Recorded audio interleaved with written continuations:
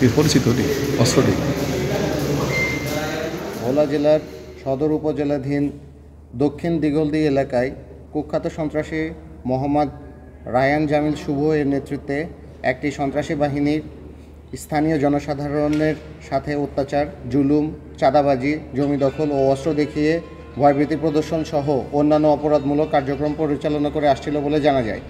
এরই ধারাবাহিকতায় গোপন সংবাদের ভিত্তিতে আজ 3 ডিসেম্বর 2024 তারিখ মঙ্গলবার রাত আনুমানিক 2 ঘটিকা হতে সকাল 5 ঘটিকা পর্যন্ত বাংলাদেশ কোস্টগার্ড দক্ষিণ জোন অধীনস্থ বিসিজি বেস ভোলা কর্তৃক ভোলা জেলার সদর উপজেলাধীন 13 নং দক্ষিণ দিগলদি এলাকায়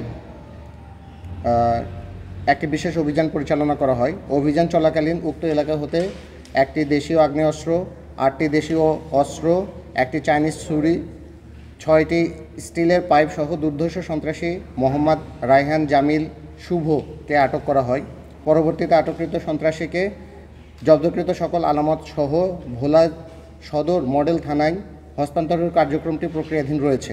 বাংলাদেশ কোস্টগার্ড কর্তৃক ভবিষ্যতেও জনসাধারণের যান ও মালের নিরাপত্তা নিশ্চিতে এরূপ অভিযান অব্যাহত থাকবে।